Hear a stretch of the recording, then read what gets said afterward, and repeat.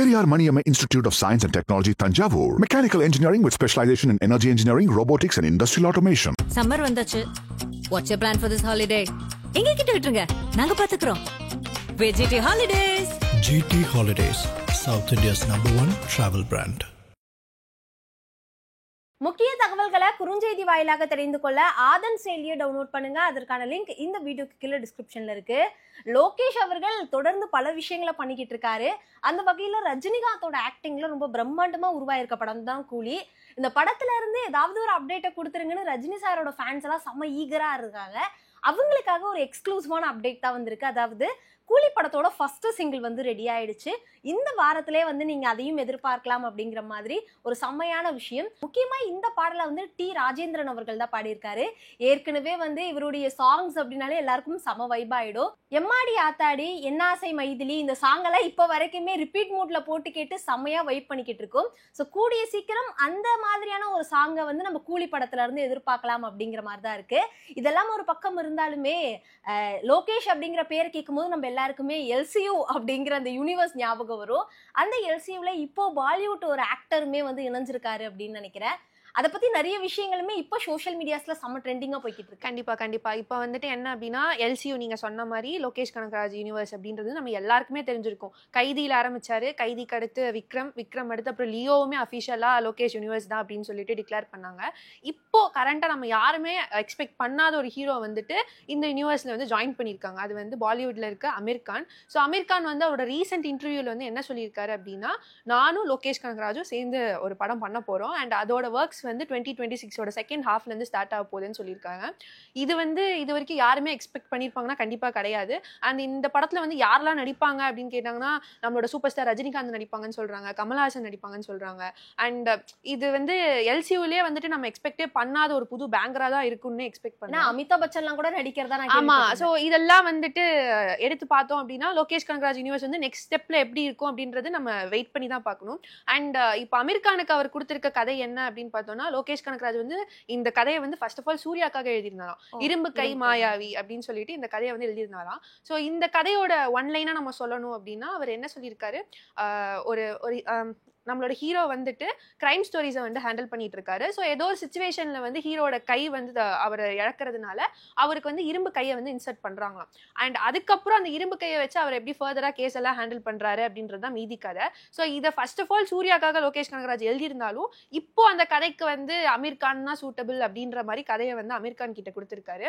So அப்போ சூர்யா ஃபேன்ஸுக்கு என்ன வச்சிருக்காரு அப்படின்றது வந்து ஒரு பெரிய கொஸ்டின் மார்க்காவே இருக்கு. ஏன்னா இப்போ இதை கேள்விப்பட்ட பிறகு நிறைய சூர்யா ஃபேன்ஸ் எல்லாம் ரொம்ப சோகத்துல இருக்காங்க அப்படின்னு நினைக்கிறேன். இருந்தாலும் நீங்க சோகப்படாதீங்க, நீங்க கவலைப்படாதீங்க, உங்களுக்கு வேற ஒரு ஆல்டர்னேட்டிவ் அப்டேட் இருக்கு அப்படிங்கிற மாதிரி தான் இந்த ஒரு விஷயம். கைதி 2 அப்படிங்கிற படத்தை வந்து நம்ம எல்லாருமே ரொம்ப ஈகரா வெயிட் பண்ணிக்கிட்டு இருக்கோம். லோகேஷ் அவர்கள் அடுத்தது அந்த படத்தை தான் டைரக்ட் பண்ண போகிறதா அவரே வந்து அபிஷியலாவே சொல்லியிருந்தாரு. ஸோ இந்த படம் வந்து எப்படி இருக்க போகுது அப்படிங்கிறதையும் தாண்டி இந்த படத்துல தன்னோட தம்பி கூட சேர்ந்து சூர்யா அவர்கள் கிட்டத்தட்ட ஒரு 15 நாள்ல இருந்து 20 நாள் கால் ஷீட்ல ரொம்ப சூப்பரான ஒரு ரோல்ல பண்ண போறாரா. ஸோ ரோலக்ஸ் மாதிரி ஒரு கேரக்டரை நம்ம பார்க்கலனாலும் கார்த்திக் கூட சேர்ந்து ஏதாவது ஒரு நல்ல கேரக்டர்ல கண்டிப்பா படத்துல வந்து அவர் ரொம்ப இம்பார்ட்டன்டான ஒரு கேரக்டர்ல தான் நடிப்பாரு அப்படிங்கிற மாதிரி தொடர்ந்து பல அப்டேட்ஸுமே பார்க்க முடியுதுன்னு நினைக்கிறேன். ஸோ இதெல்லாம் ஒரு பக்கம் இருந்தாலுமே தக் லைஃப் நேற்று ரிலீஸ் ஆன தக் லைஃப் மூவி வந்துட்டு தியேட்டர்ல இப்போ வந்து போயிட்டு இருக்கு. அதுக்கு first day box office collection வந்துட்டு 40 கோடி அப்படின்றது சொல்றாங்க. பட் இருந்தாலும் இப்போ வந்துட்டு சில தியேட்டர்ஸ்ல வந்து மார்னிங் ஷோஸ் இல்லைன்ற மாதிரி பேசிட்டு இருக்காங்க. அதை பத்தி நீங்க என்ன சொல்றீங்க? சென்னையில இருக்கக்கூடிய ரோகிணி தியேட்டரை தவிர வேற எந்த தியேட்டர்ஸ்லயுமே 9 o'clock ஷோ அவைலபிளா இல்ல அப்படிங்கிற மாதிரி எப்பயுமே இந்த தமிழ் இண்டஸ்ட்ரியில இருக்கக்கூடிய முன்னணி ஆக்டர்ஸோட படங்கள் ரிலீஸ் ஆனா, அதாவது விஜய், அஜித், சூர்யா, தனுஷ் இந்த மாதிரி பெரிய ஆக்டர்ஸோட படங்கள் ரிலீஸ் ஆச்சுன்னா அடுத்து ஒரு 1 வீக் வந்து இந்த 9 o'clock ஷோ வந்து ஃபுல்லா புக்ல தான் இருக்கும். ஆனா தக்லைஃப் படத்துக்கு அந்த ஒரு விஷயம் நிகழல அப்படின்னு நினைக்கிறேன். ஏன்னா இதை நிறைய பேர் வந்து ஒரு குறையாவுமே சொல்றாங்க. படத்துக்கு வந்து நிறைய எப்பயுமே ஒரு படம் வந்ததுன்னா அந்த படத்துக்கு பாசிட்டிவ் ரிவ்யூஸ் இருக்கும், மிக்சட் ரிவ்யூஸ் இருக்கும், நிறைய நெகட்டிவ் ரிவ்யூ பார்க்க முடியாது. ஆனா தக்லைஃப் படத்துக்கு நிறைய நெகட்டிவ் ரிவ்யூமே பார்க்க முடியுது. இதுக்கான காரணம் வந்து என்ன எடுத்துக்கிட்டோம்னா, மக்கள் வந்து இந்த படத்தை ஓவரா எக்ஸ்பெக்ட் பண்ணி தான் போய் பார்த்து பார்த்துருக்காங்க. பட் உள்ள போயிட்டு வந்தவங்க வந்து நிறைய நெகட்டிவ் கமெண்ட்ஸ் தான் கொடுத்துருக்காங்க. ஸோ அதனால கூட இந்த மார்னிங் ஷோஸ் வந்து எடுத்துக்கிறதுக்கு வாய்ப்பு இருக்கு. ஏன்னா இந்த தக்லைஃப் படத்தோட பட்ஜெட் வந்து ஆல்மோஸ்ட் 300 இருந்து 500 கோடின்னு சொல்றாங்க. என்னதான் ஓடிடி பிளாட்ஃபார்ம்லயே இதுக்கான காஸ்ட்டை வந்து அவங்க எடுத்துட்டு இருப்பாங்க. இருந்தாலுமே வந்து இந்த படத்துக்கான தேட்டர்ஸ் ரெஸ்பான்ஸ்ன்றது எதிர்பார்த்த அளவுக்கு வரல அப்படின்ட்டுமே நிறைய பேருடைய கருத்துக்கள் வந்து இந்த படம் ஏன் இப்படி இருக்கு. ஏன்னா லாஸ்டா வந்து இந்தியன் 2 படமே வந்து கமலுக்கு ஒரு பெரிய ஹிட் ஃபிலிமா ஆகல. அந்த படமுமே ஒரு மிக்சடான ரிவ்யூவை தான் கலெக்ட் பண்ணியிருந்தது. மறுபடியுமே கமல் அவர்களுக்கு இந்த மாதிரி தக்லைஃப் அப்படிங்கிற அந்த படம் தேவையா, கமலுக்கு இது தக்லைஃப் இல்ல நமக்கு தான் தக்லைஃப் அப்படின்னு நிறைய மீம்ஸையுமே பார்க்க முடியுது. இல்ல இப்போ தக்லைஃப் எடுத்துக்கிட்டாலே படம் ஸ்டார்ட் ஆகிறதுக்கு 50 நாள் முன்னாடில இருந்தே ப்ரொமோஷன்ஸ்லாம் ஸ்டார்ட் பண்ணிட்டாங்க. இதோட பாட்டுக்குலாம் வந்து நம்ம சொல்லவே தேவையில்லை, பயங்கரமான ரெஸ்பான்ஸ் இருந்துச்சு. பட் தியேட்டர்ல போய் பார்த்துட்டு வந்த ஆடியன்ஸ் வந்து நிறைய இடத்துல அந்த சாங்கை மிஸ் பண்ணிட்டாங்க, லைக் நிறைய ட்ரிம் பண்ணிட்டாங்க அப்படின்ற மாதிரி நிறைய கமெண்ட்ஸ் வந்து இது போயிட்டு இருக்கு. ஸோ இதுக்கு பாசிட்டிவை விட நீங்க சொன்ன மாதிரி மிக்ஸ்ட் அண்ட் நெகட்டிவ் ரிவ்யூஸ் தான் அதிகமா இருக்கிறதுனால கூட இந்த மார்னிங் ஷோஸ் எடுத்துருக்கலாம். பட் மற்றபடி கமல்ஹாசன் ஆஃப்டர் விக்ரமுக்கு அப்புறம் அவருக்கு பெருசா ஹிட் கொடுத்த ஃபிலிம்னு நம்ம எடுத்துக்கிட்டோம்னா லிஸ்ட்ல எந்த ஃபிலிமும் பெருசா இல்லை.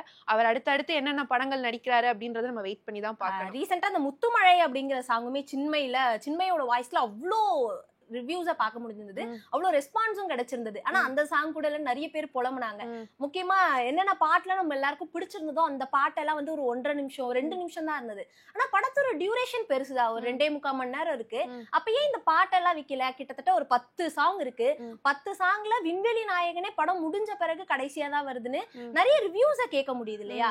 அட்லீஸ்ட் இவங்க சாங்குக்காவது கொஞ்சம் டைம் கொடுத்துருக்கலாம் அப்படிங்கறது தான் திரை விமர்சனம் பண்றவங்களுடைய ஒப்பீனியனா இருக்குன்னு நினைக்கிறேன். இப்போ அடுத்தடுத்து எவ்வளவு பாக்ஸ் ஆபீஸ் கலெக்ஷன் அப்படிங்கறத அவங்களே அபிஷியலா அனௌன்ஸ் பண்ணுவாங்க. அப்ப அத பத்தி நிறைய விஷயங்களும் பேசலாம். Periyar Maniamma Institute of Science and Technology, Thanjavur. Mechanical engineering with specialization in energy engineering, robotics and industrial automation.